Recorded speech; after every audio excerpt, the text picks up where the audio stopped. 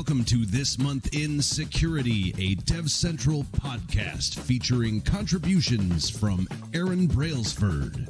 You know, it is relatively easy to breach an organization because usually soft, fleshy things. Malcolm Heath. Just from a basic sort of security perspective, it's better to fix things earlier than later. It's better to structure your architecture and stuff that it's in such a way that it's secure rather than trying to bolt security on at the back end. David Warburton. What really fascinates me from a security point of view, I like to kind of get geeky and nerd out about crypto stuff and all the latest technologies, but actually so much of security, like probably the most pivotal part of security is trust. And Sander Vinberg. The level of these guys was very high. Everybody in the room was kind of a hotshot. It was pretty wild to just be listening to discussion at that level. I'm your host, Aubrey King with DevCentral, and we've got a great show for you today, so strap on those earbuds and get ready for This Month in Security. All right. So this month in security, episode 17 is our December to January transition show, and we are focused on the labs report, which is our 2024 cybersecurity predictions, which is a look back and also a look forward. Now, we did the first one of these shows last year. It was really personal. It was just, David and Aaron and myself just kind of talking about the news and what we'd seen and the report, and just kind of moved on into a brand new show. And really, that was sort of a transitional marking for me when the show took off from just a kind of news read into something more with some industry highlights, focus segments, and things of that nature. We had some fun kind of trying experimentation. I wanted to go with like a square format for a while, which we saw for a couple episodes, and then moved on into back into the normal landscape, as I wanted to kind of focus a little bit more on the video aspect as well. When I first started out with this podcast, I really thought of this thing as audio only, and that's really what David and Aaron and I talked about at the very beginning of this thing. So the video was kind of a bit of a change for us. Throughout the year, we also saw a change in the theme song. I did the first theme song and just kind of took a stab at it, had fun with it, but wanted to find something a little bit more upbeat that kind of caught you right out of the gates and got things going every single show. So we are going to hear that in a little bit as well, in its entirety as well, which is from Stefano Mastronardi. The song is called Wah Companion, for anyone that wants to look that up, by the way. We got a couple things planned, I think, coming up the next year. We've talked a little bit about going live, which I think is going to be a bit of a challenge. We'll see. I think we could probably pull it off at this point based on how we've structured the brand new format of the show that happened in episode 16 for us.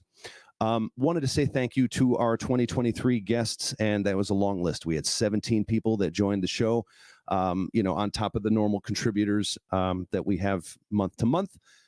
And these guests were, I'm going to list them off for you: Brian McHenry, miss you, Brian; Akira Brand, Ben Edwards, Amina Mubin, Jason Ross, Jen Carlson, David Wheeler, Arbu Lamb from DevCentral, Christine Abernathy, Tristan Delanarol, Shane Singh, Sagar Bure, Ads Dawson, Lori McVitie, Tashafi Samin Yassar, and Sandy Dunn.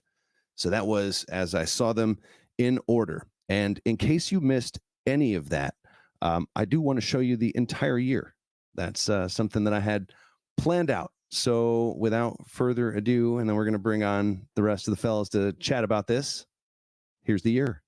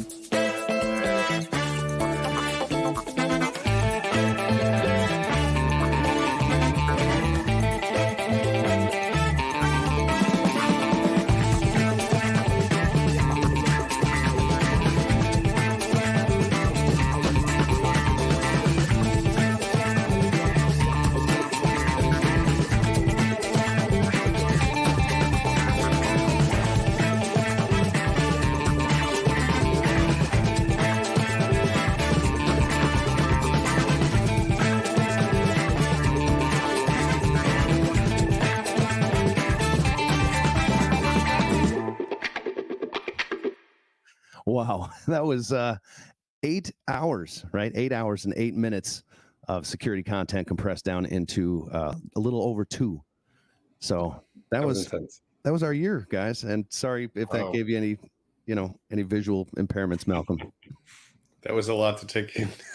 I think for me, super useful. I can now see, I can kind of look back through the whole year and see which shirts I've worn the most frequently and know how to mix it up for the year ahead. So it's been really useful. Yeah, it's helpful, I guess, in some ways. Interesting for me. I mean, like, going through that data was hilarious, and I really did. I took every single one of the shows and compressed that. I think that was at 50,000x literally. Speed was like unbelievably fast, as you saw. But it's kind of neat to show how the show changed from really just sort of a couple of people to more and more and more people in different faces, and I loved it. So awesome, neat. Good stuff. Happy New Year, guys. Happy New Year. Happy New Year. Happy New You had a Year. really nice break. Now we are here, of course, to talk about that new year, right? I mean, it's 2024 now, and Labs just put out their prediction report, right? So we want to take a look back as well. I mean, not just at the show, which we just did, but really at the year in review. So the thing, I'm just going to start it off before I kick it over to Aaron here. But the thing that shocked me, of course, was no mention of AI, right? I mean, we didn't predict that one. It was just not there. Aaron, I mean, what were your thoughts on that? Yeah, that I mean, I love the 2024 predictions article. I love the look back. There's a bunch of stuff there that David can talk about in a second, but yeah, AI is conspicuous by its absence. I think it caught all of us by surprise, or at least it certainly caught me by surprise. And I think we'll be talking about it a lot more in 2024. Something gives me a feeling. But the stuff that you did cover, David, in that look back, the shadow APIs, MFA, what are your thoughts on that stuff? Like, I thought you were pretty on point for a lot of it. I think we did okay, right? I mean, I'm biased, maybe slightly. I think I've scored us all pretty well for last year's report, predictions, but I think we did well. I thought it would be really interesting to kind of take a fun look back, because very few people do that, right? It's very easy to kind of throw out either very safe predictions or just kind of crazy off the wall, predictions, things that will maybe kind of grab headlines and grab people's attention. And not many people go back and kind of score themselves. So I've gone back and I haven't literally scored us, but I wanted to take a very quick look at each of the predictions and see how we did before we go on to look ahead. And don't worry, we have rectified the situation on many AI predictions for the year to come. Probably not no surprise. Yeah.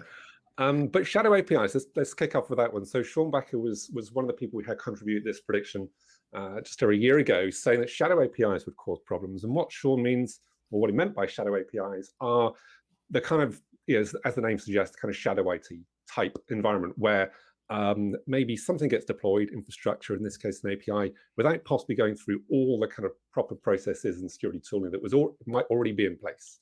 It could be a brand new team quickly spun up to prove to create a proof of concept piece of code, and they quickly throw up an API, and because they don't necessarily follow all the same, as I said, tools and kind of processes, they ultimately leave themselves exposed. So I tried to find some kind of evidence to kind of score us on this, and found a good report by Firetail.io, who keep track on API breaches, and they were saying that around about 120 million records over 22 different API breaches were disclosed last year. Now, the leading breach cause for API breaches is probably no surprise to anyone that's read our content before or has really just kind of tracked anything to do with API. Authentication, authorization, pretty much always the top two kind of failures that result in API breaches. But 27% of those 22 breaches last year were a result of misconfiguration, which I'm going to say aligns pretty closely to kind of shadow APIs. Things thrown up without proper due sort of care, attention, and control. So yeah, I mean, maybe not the kind of top cause of breach through shadow APIs, but I think a very real warning. And if you just look at the number of API breaches, I don't have my raw data to hand, but I think API breaches went up about 130% from 2022 to 2023. So it's something that absolutely everybody needs to stay right on top of. I think that was reflected in the kind of things we had customers phoning in for help with, right? Under ESRP, something that my team deals with. there was a lot of API abuse going on last year. It felt like, just anecdotally, a big increase from the previous year. So interesting. Completely. That And aligns pretty well. you kind of see all the same sort of attacks. It's really no surprise. It's denial of service. It's data breach. It's reconnaissance. It's all the same kind of things we've seen through different kind of attacks. Through traditional web. Surprise, surprise, they're now just happening against APIs. The next one, so MFA, and I'm kind of cognizant that if we take this long for each of the look backs, we'll never get through the predictions. So let me try and speed things up a little bit. MFA being effective, I'm going to call this a hard win. I think anyone that works in the industry, in fact, even if you don't, if you're just a user of the internet, you will be fed up of MFA. Partly because every single site and service needs it, which is not a bad thing. But what we've seen is where the kind of focus for blue teams, for defenders, has been to increase and improve authentication and identity by deploying MFA. So too has been the focus for attackers. And so they've taken all that kind of skills and experience, and they're deploying malware on devices to steal SMS codes and cookies and credentials. We've got real-time phishing proxies. We've got social engineering. We've got MFA bombing. There's the number of ways in which MFAs can be bypassed pretty easily now. Is shocking. And again, we kind of stretched a little bit calling it completely ineffective, but I think it's super important. It really highlights, and again, we spent a lot of time reading, talking about this in the identity report that we published on F5 Labs just a few months ago. I think it's really important that, yes, MFA is effective to a point. It's essential, but people need to understand its limitations and really need to understand just how easy it is for attackers to bypass. It was funny. I look back at our conversation last year on this real quick. And what we came out with the conversation in the show last year was really that it would change drastically, and we saw that. I mean, that was I think a right on prediction, because what you said was it will change drastically. That passkeys thing for me has been huge. Like everybody has adopted that as a primary resource, it seems like, and it's just growing. So bravo on that one. And sorry to cut you off there, Malcolm. You were. Oh, no, I was just going to quickly note that one thing that really strikes me almost every single day is the inconsistency in the way that different people are doing MFA. Some are using passkeys, some are using FIDO2, some are using, offering a lot of different options, but there's still so many different places that I end up using that use SMS, that use other less good ways of doing MFA. And even within that, some give me a 10-digit code, some give me a 4-digit code, and it's just, this isn't so much a prediction, except to say that I'm predicting that I'm going to continue to be frustrated by that. I think, like so much in technology, MFA is probably, a perfect example of the kind of the friction between not your skilled IT professional, security professional, but the everyday user, the everyday consumer, and the tech we need to almost force upon everyone to be secure. But that will be the real sort of telling point, is just how, just what is the adoption going to be with everyday users? Are they going to understand passkeys like they understand passwords? So it's definitely going to be a very interesting year to see how that gets adopted. Yeah. MFA is great and all, but it only works if you actually have authentication, which kind of leads on to the next thing that was in the look back, cloud misconfig, right? No, I don't want to linger on this one too long for fear of kind of putting the example that we've got in the predictions, put that organization under the spotlight. But again, in the interest of time, we won't spend too long on this one, possibly because it's not really a surprise. We're kind of saying that mistakes are going to lead to problems. Well, of course they are. But what we were saying in this prediction specifically is that the cloud can be so complex that people can just open things up as much as possible just to get stuff working, and it works, and then it sometimes doesn't get closed back down again. We've definitely seen quite a few examples of that. Again, we didn't kind of trawl the website for every single possible example. There are just too many to kind of mention. But yeah, a pretty big banger in the example that we've given in the prediction piece. Yeah, I would say that it's almost a superset or a subset, I'm not really sure which, of the API stuff, right? Because it is almost all APIs under the hood, but much in that same way of like, you've got a whole bunch of different little things that you need to configure in a particular way to both be secure and be effective or useful. It's often far easier just to throw it all out there, get it working, and then never go back and actually tune it up and get it to where you need it to be. Yeah. The most permanent fix is a temporary one, right? That's right. That is 100% correct. The next one I thought was pretty amazing. I mean, open source libraries targeted, right? We saw that Absolutely. I think that's for sure.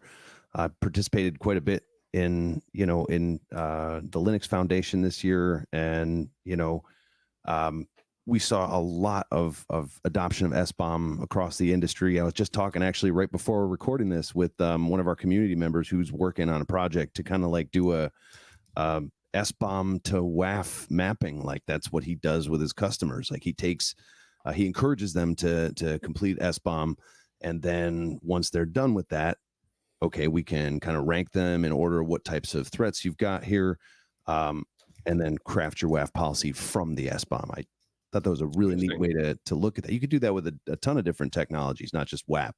I think one of the things that kind of shocked me, looking into, again, some kind of evidence to back up or even refute this prediction that we had from last year, was some pretty interesting reports. I mean, one report from Sonotype, who they frequently put out their the state of open source security kind of report.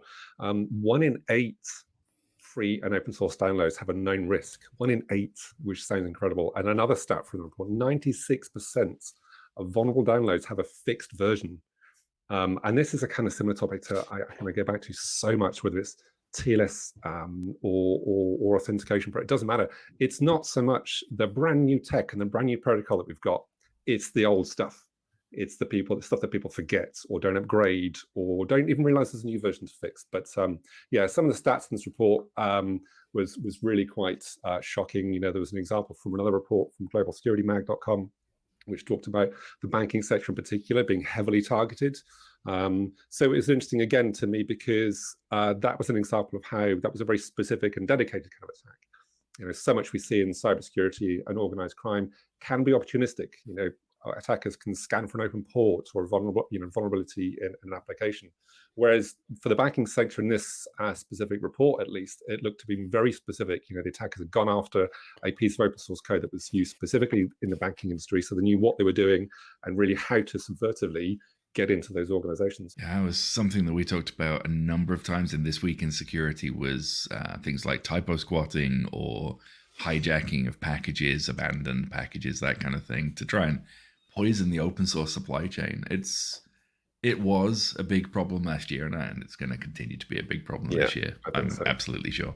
Yeah, and kind of rounding out that look back, right? We've got another thing that's going to continue to be a problem, I'm sure, and that's ransomware. Oh, ransomware, it's never going to go away, is it? I think the prediction last year was something about ransomware. I said increasingly on the geopolitical stage, which was almost a hope from my point of view as much as it was a prediction. The fact that I think that, honestly, I'm not sure we can do enough. And the security industry by itself, I think it needs political pressure. It needs pressure put on those kind of organized crime groups who operate in certain countries almost with impunity. I think there are going to be technical controls, there are things we can do, but I just think that kind of pressure needs to be put on, and those organized crime groups kind of stopped. We see there've been efforts from President Joe Biden's administration from I think just before I think the end of 2022, if memory serves. He will kind of, I think every so often, a president or a leader will kind of invigorate some kind of action, and there'll be some big takedowns. Quite often Europol's involved, and they'll go and take down a DDoS group or a ransomware group, and that has a very tangible effect, albeit just for a few weeks until the new head of Medusa springs back up. It was something like a soap opera at the back end of 2023, actually, with the takedowns and the untake down, the retake down, right? The untake down of the retake down. It was that was quite the thing to watch unfolding. Yeah. What was in doing some of the kind of research for writing this article, I was looking up and came across, well, anything kind of relevant, obviously, and I was reminded by a report by the Joint Committee on National Security Strategy here in the UK, and it wasn't a very kind report of the UK government, should we say, in terms of their preparedness for ransomware. And I dare say many countries will be in a similar position, but they were very, very critical just in terms of the kind of preparedness. I mean, again, the NHS, the National Health Service here in the UK, was one of the largest organisations, to be hit by WannaCry all those years ago, and it seems that we're not really in a much better state. And it would be interesting to see, actually, which countries kind of rank in terms of their preparedness for a huge ransomware outbreak. Yeah, I think I said to you guys earlier that I watched a film recently that ties into that called Leave the World Behind that I highly recommend. that sort of can't give too much away, otherwise I'd give away the ending. But the preparedness definitely comes into it. So that was 2023. That's looking back on those predictions. So the predictions for 2024, so that we can look back in another 12 months and rank ourselves. Better get it right. Yeah. No pressure, David. Well, I certainly can't take all the credit, and that's the one thing I love about these predictions pieces. Actually, is that we get a lot of input from different kind of security experts across F5. So this isn't Dave's monologue. Thankfully, it's lots of input from people across F5. But I did promise that we would try and resolve the lack of AI predictions in the last piece. So we have so many now. We've gone from 5 predictions last year to 10 this year. And I think a good 7 or 8 were AI related, but they were distinct enough that we have kept them as separate predictions. But for the sake of brevity and all of your sanity, we've combined them again a little bit into this podcast. So the first 4 predictions were essentially all to do with proactive Gen AI threats. So how can generative AI be used to proactively kind of attack? And one of the main kind of trends and kind of frequent predictions from colleagues was the use of generative AI to not just create, not just to kind of help with phishing. We kind of know that's a thing. They can already use things like ChatGPT or any other LLM to sound like they're an expert in a field, which is going to help with social engineering attacks. But we see and we predict Gen AI being used to create entire profiles from scratch. So entire backstories, LinkedIn connections, names, numbers, everything to make a profile look fully formed and fully legit. But one step further, we're likely to see Gen AI actually conversing with victims, in particular phishing and ransomware victims. We know that organized crime groups are very much run as an organization, as a business. And one of the big roles in organized crime gang, in particular ransomware gangs, is the kind of customer support worker. Quite often it will be a translator, or there could be two different roles. So having AI to have a full-blown conversation with a victim to explain, this is how you buy Bitcoin, this is how you transfer it to this address, this is why we're doing it to you, this is what happens if you don't do it. All of that kind of time and money that would be spent on an individual can be handled by AI. So we can see many kind of ways in which AI, Gen AI in particular, can be used proactively with things like phishing, fake profiles, and so on. Yeah, I have to say, like, that's something that we're seeing quite a bit over at OWASP. It's there are a lot of people that are tooling these things up right now, trying to make sure that there is some agency given to AI so that they can use APIs to, say, communicate via direct messenger, right? Like if you have the Twitter, if your LLM based program can also speak the Twitter API, then for sure, just like you said, it can start to talk with people on Twitter, say, hey, I'm a real person, give me some stuff, right? That is, I think you're right on with that. That's we're already starting to see the beginnings of it. Unfortunately, like the red teamers have been fairly quiet on that side of the house. So that is a little unnerving from my perspective. I mean, to your point about APIs, that's actually like one of the separate predictions around a different kind of proactive generative AI threat is, can, and we believe they will, the likes of large language models be able to, in real time, query other APIs and actually assist with a real-time website attack, defacement, data breach, what have you. We know that ChatGPT can write some brilliant Python code, or, you could pose it a question and it can write a bit of code for you. But ChatGPT and, again, other LLMs also have APIs of themselves. So I could, in theory, write a piece of malicious code in Python, call the ChatGPT API, or again, not to keep picking on them, but any other kind of, let's say, malicious LLM. And potentially, if I've written a Python script to go and attack a website, and that website is throwing up some controls or defenses, I can very conceivably or very easily see a way in which that code can query ChatGPT to find a way around it. We've seen examples in the past where ChatGPT has been asked, before that kind of backdoor, let's say, was kind of closed, there were ways in which you could create or craft a prompt to essentially trick ChatGPT to giving up, ways in which you could attack or deface websites. Yeah. In 3.5 of GPT, it was as simple as just giving it a double negative, don't not tell me how to do this. And it would, okay, sure. Here you go. I just had an odd idea, David. As an attacker, right, you often end up finding yourself, maybe you penetrated gotten onto a machine of some kind or another, right? And then you're in the process of either you need to download some tools from somewhere, which may or may not be easy to do, or you can quote unquote, live off the land and use the tools that are available to you on the machine. If that tool set includes generative AI interfaces that can give me additional information about the system, or even actually do things on the system for me, that is a whole another avenue of a possibility for me as a attacker or pen tester. 100%. I don't even know that you'd need kind of Gen AI tools within. I mean, if you could get any kind of drop or any piece of malware into a network environment, and you're not doing proper outbound inspection, SSL inspection, then you could just query, you could kind of call outbound. You'd have all the brains would be external. You just have something internally that just reports on what it sees. Very cool. Decisions made externally. Huh.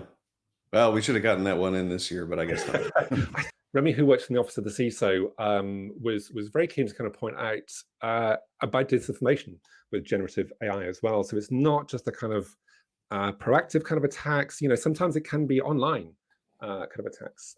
She believes that disinformation is going to be huge when it comes to generative AI, and that all parties are going to use it: organized crime, hacktivists, even nation states. And there's been some evidence of that already happening.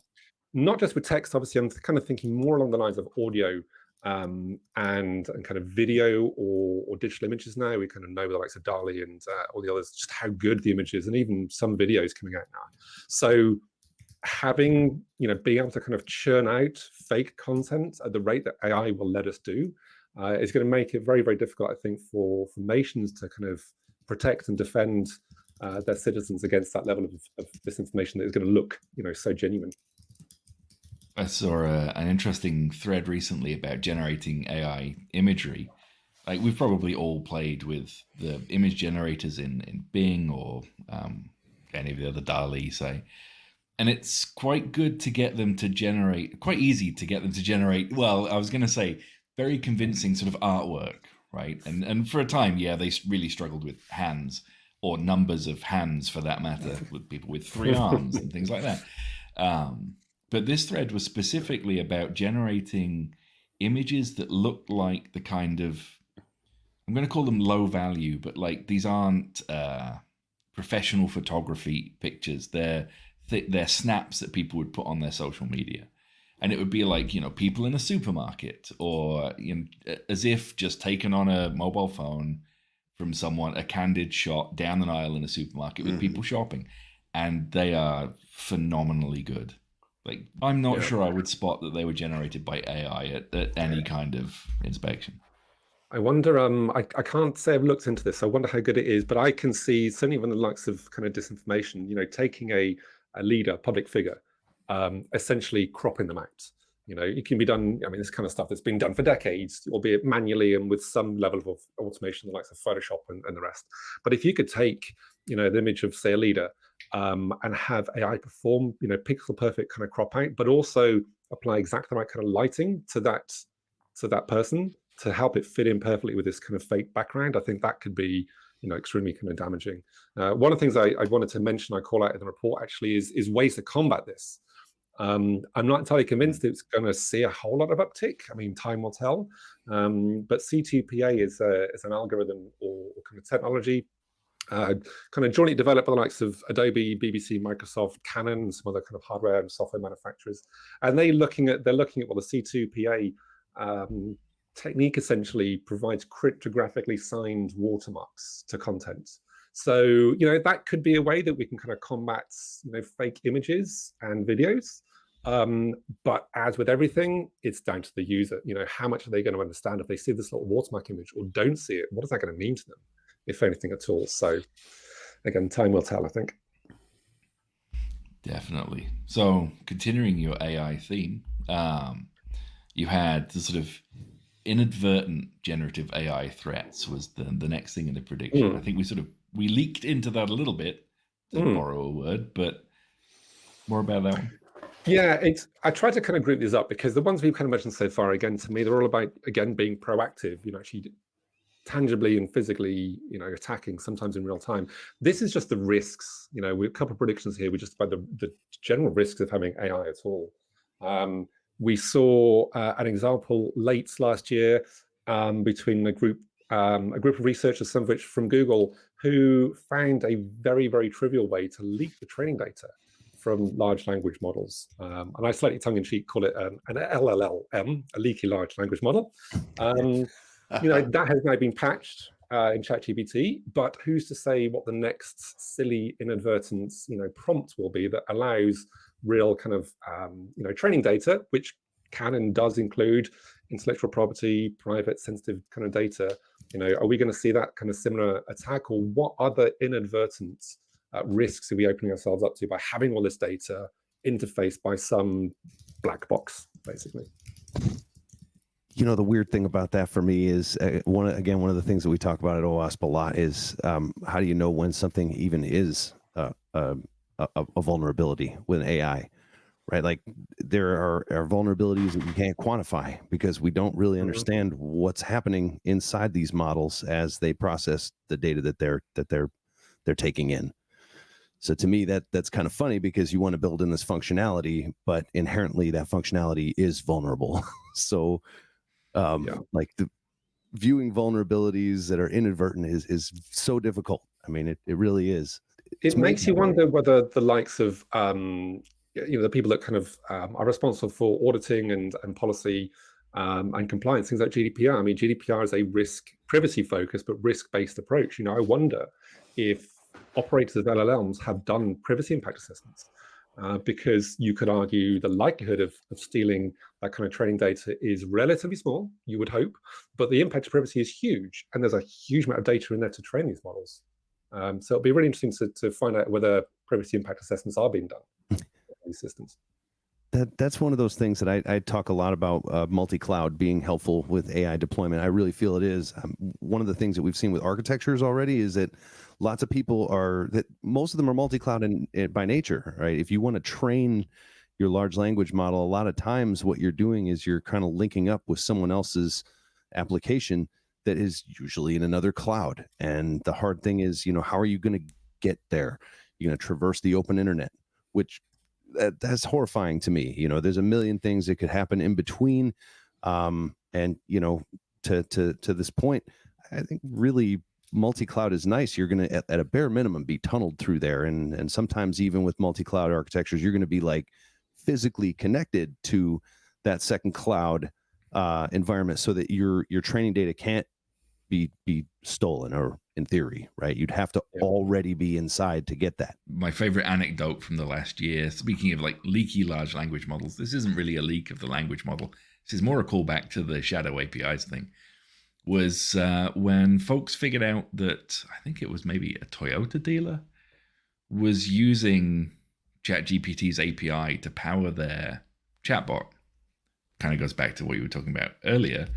And only there were no guardrails around what you could ask the chatbot. So if you wanted to, say, use an API into ChatGPT to generate you some Python code, you could ask this Toyota dealer to do it. And it would quite happily give you back the Python code. I also read that people had managed to persuade the chatbot to offer them deals like a free holiday if they bought a car, or a free car, that kind of thing. This is the $1 truck kind of thing, right? Exactly. It's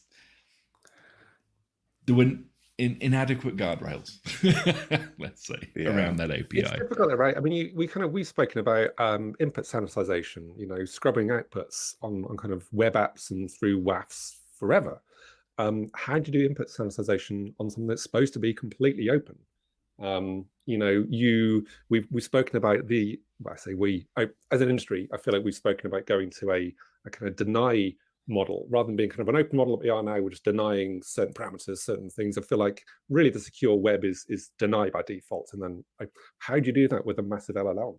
We don't. The point is you can't predefine the questions and things that they asked. And even if you could, right? If you're expressly limiting the prompt space, right, or the series of words that you're using for a prompt, and the relationships between them, which is probably how you're going to have to do it, you are essentially starting to cut off giant parts of the model from ever being reached, Yep.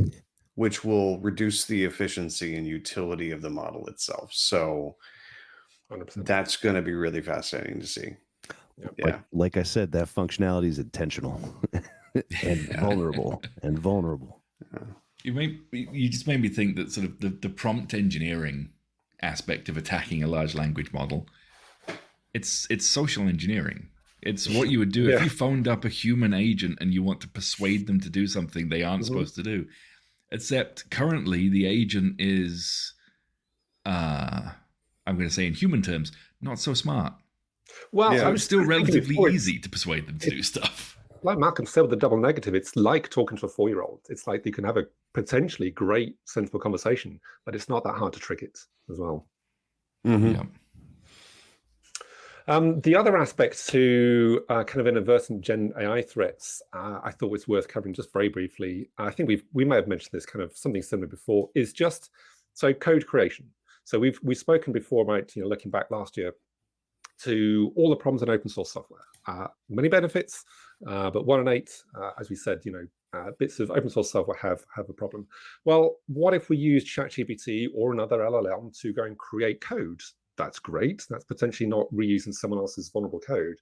But then let's say we've got 1,000 people, 10,000 developers, all asking ChatGPT to effectively create the same thing. It may potentially create 1,000 or 10,000 slightly different versions of code, even if they're not.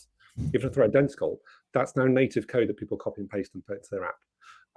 Let's say that then has a vulnerability. A couple of years' time, we realized that the code ChatGPT was putting out had this vuln. How do you go and patch that? I mean, how do you go and patch it compared to the simplicity of patching with open source? Whilst we've heard that clearly there's a problem with people applying, the updates. In theory, at least there is a single source of truth. If that bit of code is found to be vulnerable, it gets updated once, and then everyone that uses that bit of that library can benefit. How does that compare when people start using ChatGPT to write code for them? Yeah, we already say that patching is sorry, Malcolm. No, please go ahead. Is hard, but if you think, let's say there are 10,000 different unique TLS implementations because everybody asked ChatGPT or an LLM how to implement TLS, and then TLS robot happened. Fixing TLS robot, I'm going back a number of years now, would suddenly be orders of magnitude. Exactly.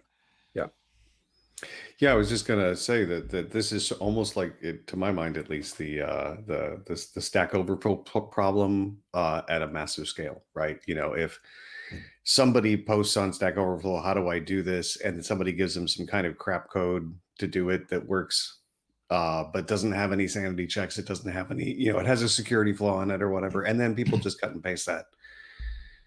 Maybe that would affect couple of dozen, maybe a few hundred apps, at the end of the day. But if everybody's going to ChatGPT and it's doing exactly the same thing, suddenly, or even better, if you're in your IDE and your IDE has some code generation integration with an LLM, suddenly that becomes just like it's at bad code at your fingertips, right? So, Exactly. Yeah, it's amazing. It's amazing to think through what the ramifications of that are. The drive towards ever increased productivity, right? It removes the checks and balances and the opportunity for someone to sit there and actually have some introspection maybe and think, am I doing the sensible thing when I do this? Because you just need to pump out that code. You've got to be a 10x developer, right? This will be Stack Overflow, but 1,000 times worse. Yeah, and it does bring up a really interesting point, which is there's with LLMs, I think in general, there's an assumption that there's a certain level of quality that's acceptable, and as long as the LLM can kind of reach that level of quality, it's good enough, right? It's good enough for writing certain kinds of copy or kinds of small scripts or whatever. But for really advanced applications, it's not good enough yet. Perhaps never will be, but at any rate, I think one thing that I hear a lot of AI people that I talk about is you can't just hand everything over to the AI. You do still have to have humans checking it, human experts in the field checking the results, because otherwise you're just going to get yourself into a huge amount of trouble. And I think we're missing that in the run up to a lot of stuff, which may actually segue into one of our other predictions, David. Well, you may or may not be glad to know that's the end of our AI predictions. So we've actually got some other things to say. I think these, let's look at these. Are they far out predictions? I don't think so. The next one is about attacker focus on edge compute or edge computing. Now, to me, this is very similar to the MFA prediction. Maybe we're a little bit earlier or too early with this prediction, but essentially, I think it's pretty well understood. We certainly talk about it a lot. Attackers really expend only the effort they need to, and they will expend all of their effort wherever they need to. So, if defenders are shoring up one thing, for example, multi-factor authentication, then that's the focus area for attackers as well. They are going to focus all their efforts on figuring out effectively how to beat it. And while we see the growth of edge computing, we see the same kind of focus happening with attackers as well. As hardware, predominantly kind of software services, get moved to edge compute and make use, better use of 5G, cellular sort of technology, will the same tech and products and protocols have the same kind of security controls when they're thrown out there in the edge environments as they will do back, in prem or in more standard kind of cloud environments, I would say. So I think the focus on edge computing is the next prediction. It's going to have to be one that we kind of really keep our eyes out to and really see, because not only are we going to be looking at, can we find evidence of that, but will companies that get breached, make a point of saying that it was our edge compute platform that was breached? It may not be. Sometimes these kind of things just get lost, in the kind of legalese letters that get released after a breach. Mm-hmm. Just really, really quickly, I think this one in particular has a lot to do with that. Where does the line of responsibility go? Because most companies aren't building out their own edge environments. They're using CDNs or third parties to do it, right? So much of the same issues with the cloud about whose responsibility it is. Yeah, exactly. End up getting replicated into this as well.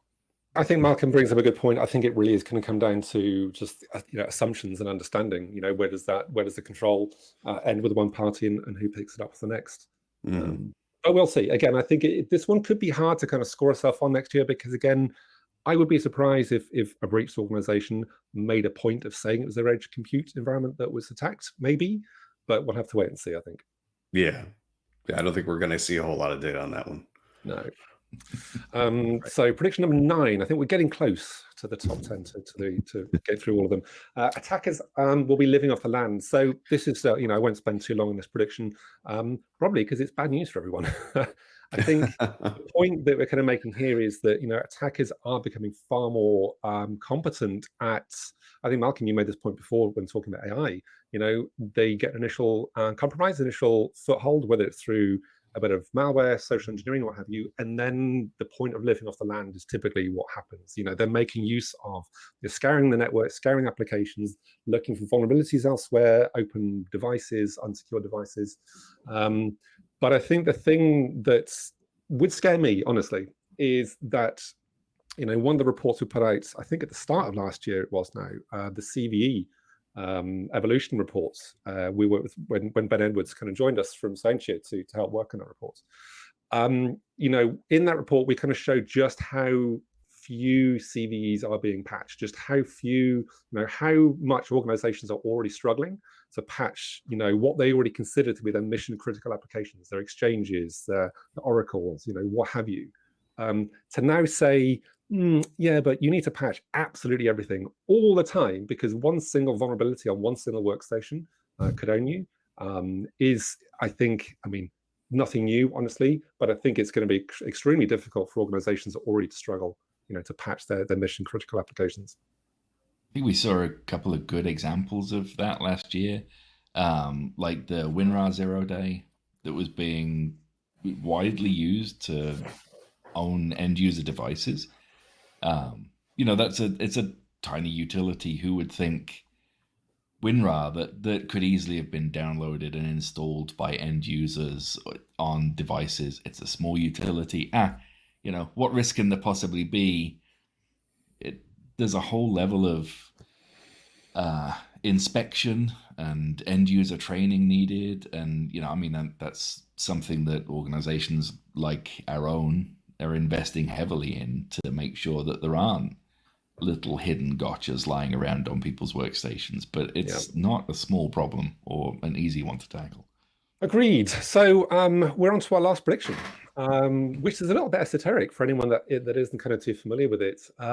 Sander from the Labs team was talking about the cybersecurity poverty matrix. Now, we already have, I think, Wendy Nather kind of defined the cybersecurity poverty line years ago about, not just the budget, but the kind of skills and experience kind of requirements that many organizations can't reach. If they can't reach this kind of cybersecurity poverty line, they're going to fail to be doing the basics, let alone, the more advanced kind of protections and security controls that we all aspire to do.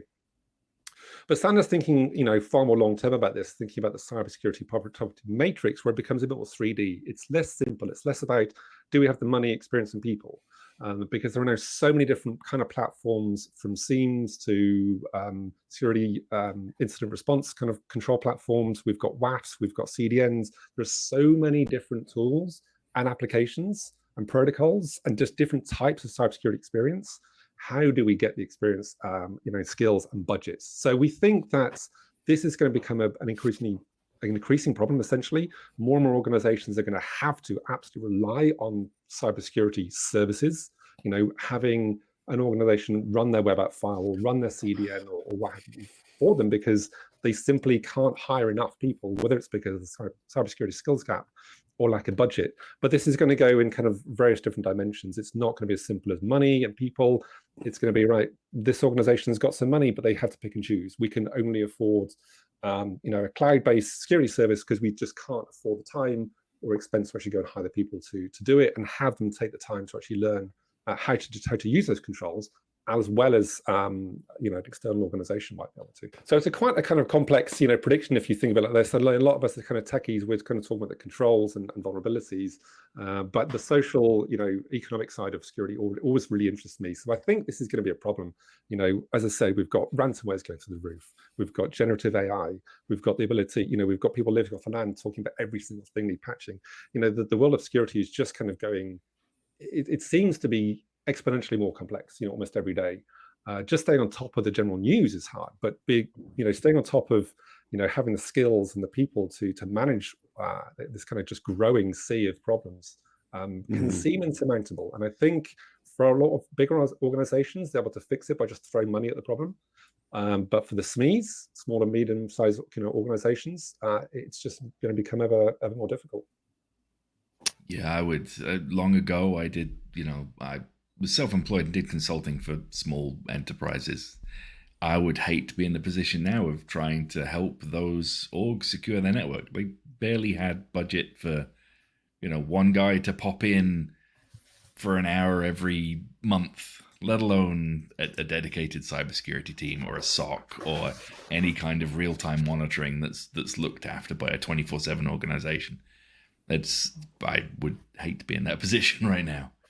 Yeah, I was doing a little, having some conversations with a local charity recently, and they're essentially asking for advice in terms of where to hold the very sensitive data, and of course they don't have any in-house skills.